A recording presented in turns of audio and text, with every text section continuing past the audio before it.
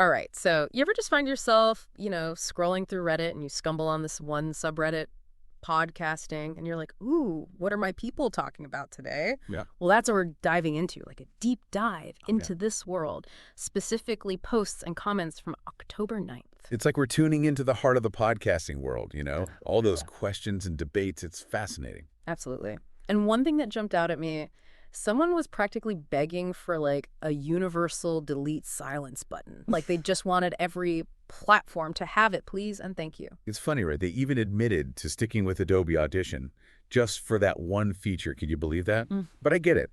It speaks to this thing in podcasting, trying to make something great, but also dealing with the nitty-gritty, the editing, which can be a drag. Oh, tell me about it. All that time spent deleting every it's like that's time I could be making more content. So, yeah, efficiency is key. 100%.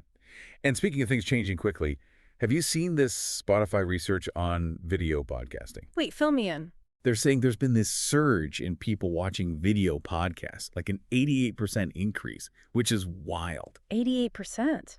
So you're saying our deep dives might need to be on camera soon. It's not just a trend, though. What I find interesting is it shows how people are consuming podcasts now. They're choosing between audio and video, depending on what they're doing. It's exciting, but also, whoa, how do we keep up with it all? It's a lot. You're preaching to the choir. And that ties into another thing that kept popping up. The quest for the perfect gear, right? We saw questions about everything. Finding the best audio interface, dealing with noisy neighbors. The eternal struggle. The gear struggle is real. It's so tempting, that shiny new microphone, but is it what's really going to elevate your podcast? Decisions. It's more than just wanting the best of the best, though, It's about finding that sweet spot between awesome audio, which we all want, and sticking to a budget, which, let's be real, we all have. It's about working smarter, not harder, right? Like this one post where someone was worried their Zoom H6 was picking up their keyboard noises, but they couldn't tell if it was real or just their new headphones. Oh, yeah, I remember that one. Like the classic, is my audio betraying me moment every podcaster has, right? For sure. It became this whole thing about microphone techniques, how sensitive certain mics can be, but the advice was great. Things like getting closer to the mic, maybe trying a dynamic mic instead of a condenser, or just using noise reduction software. Exactly. That's like a reminder that you don't need a crazy expensive setup to get good sound. Sometimes knowing a few tricks is all it takes.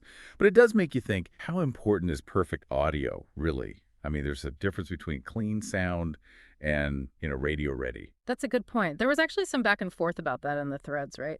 Some people actually prefer hearing a little realness in their podcasts. It's true. It's like we relate to those imperfections. It makes the host feel more human, more like us. It's like we relate to those imperfections. It makes the host feel more human, more like us. 100%. And you know what else makes podcasting feel real?